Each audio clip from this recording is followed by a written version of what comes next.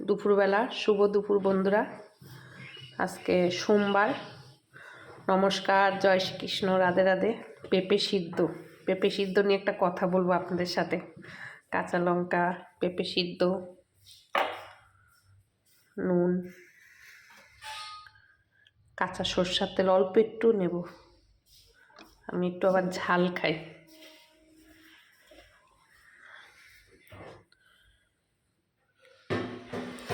এবার একটা কি কথা বলবো বলুন তো। আমাদের ইন্ডিয়া খড়গপুরে প্রেম বাজারে একজন ডাক্তারবাবু ছিলেন। ওনার নাম ছিল চক্রবর্তী। আমরা ডাকতাম কালো চক্রবর্তী। সবাই ওনাকে কালো চক্রবর্তী, ডাক্তারবাবুকে কালো চক্রবর্তী ডাকতো। কিন্তু ওই ডাক্তারবাবু এত ভালো ছিলেন, যখন আমাদের জ্বর হতো, 25 বছর আগেরকার কথা বলতেছি, ছেলে মেয়েকে যখন ডাক্তারের কাছে নিয়ে যেতাম, ওনার একটাই ওষুধ, পেঁপে সিদ্ধ, আলু সিদ্ধ, আর আমাদের কাগজি লেবু আছে না, পাতি লেবু, ওর 5 দিন রস খেতে, ওই শরবত খেতে বলতো। কড়া ওষুধ দিত তো, তেলের কোনো খাবার খেতে না বলতো, আর বলতো ওই শরবত করে খাবে, আর পেঁপে সিদ্ধ খাবে, আর আলু সিদ্ধ ভাত খাবে 5 দিন এক নাগারে। ভগবানের আশীর্বাদে সব ডাক্তার, উনি সব পেশেন্টকেই বলতো, যত পেশেন্ট ডাক্তার দেখাতে আসতো। কিন্তু ওনার ভিজিট জানেন কত ছিল? 20 টাকা। 25 বছরের আগের কথা বলতেছি, ওই ডাক্তারবাবুর কথা। কিন্তু আমরা কালো চক্রবর্তী ডাকতাম ওনার নাম। ওনার চক্রবর্তী, কিন্তু ওনার নামটা ঠিক মনে আসছে না এখন, ওই জন্য ওনাকে কালো ডাক্তারবাবুই ডাকতাম, কালো চক্রবর্তী ডাকতাম। প্রেম বাজার, একদম রাস্তার পাশেই ঘর। তো ওনার কথা আজকে প্রচুর মনে পড়ছে, যেহেতু আমার ঠান্ডা জ্বর লেগেছে, তাই পেঁপে সিদ্ধ খাচ্ছি 2 দিন ধরে। আর ওনার কথা বলতে চাচ্ছি যে, যখন আমার ছেলেমেয়েরা ওনার হাতে বড় হয়েছে, ডাক্তার দেখাতাম, 20 টাকা ভিজিট ছিল ওনার। সবাই দেখাতো, আমার পুরো ফ্যামিলিটা দেখাতো ওনাকে প্রেমবাজারে গিয়ে। তাই ডাক্তারবাবু নেই, বেঁচে নেই, কিন্তু ওনার কথা, ওনার ওষুধ, আর সেই ডাক্তারবাবু নেই আজকে। সেই ডাক্তারবাবু নেই, ডাক্তারবাবু গত হয়ে গেছে, আর 8-10 বছর হতে যাচ্ছে।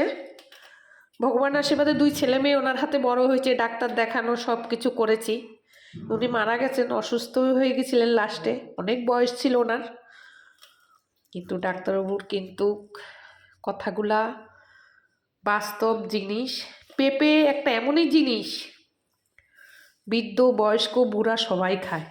পেঁপে এতই উপকার, পেঁপের মতন কোনো উপকার নেই। আজ ডাক্তারবাবু আমাদের মাঝে নেই, কিন্তু ডাক্তারবাবুর ভিজিট, তারপর শেষের দিকে ডাক্তারবাবুর ভিজিট, কিন্তু ওই যে 20 টাকার ভিজিটটা শেষে 30 টাকা, 50 টাকা হয়েছে শেষের, না বাবু বাবা, শেষের দিকে 50 টাকা করে হয়েছে না? না হলে ডাক্তারবাবু কিন্তু আজীবন, আর গরিবদেরকে বিনা 20 টাকা অনেকে দিতে পারতো না, ওই 20 টাকা ছাড়া ডাক্তারবাবু বিনা পয়সায় ডাক্তার দেখাইছে।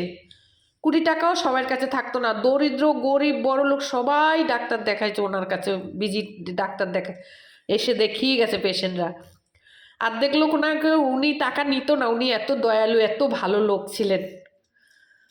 আর ডাক্তারবাবু কিন্তু নেই আমাদের মাঝখানে, কিন্তু ওনার কথা, আর এই যে সিদ্ধ ভাত খাচ্ছি, তেল মশলা ভালো লাগছে না খেতে, তাই খাবারটা দেখে ওনার কথা এত মনে পড়ছে সকাল থেকে, তাই আপনাদের সঙ্গে কিছু কথা শেয়ার করলাম। উনি নেই, আজ 8-10 বছর হয়ে গেছে, হয়তো মারা গেছে উনি। আর ওনার কথা কিন্তু রয়ে গেছে, ওনার খাবারও রয়ে গেছে।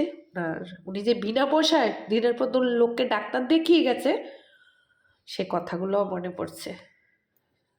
কত লোক যে বিনা পয়সা ওনার কাছে ডাক্তার দেখিয়েছে, উনি অনেক সাহায্যও করতেন গরিব মানুষদেরকে প্রচুর।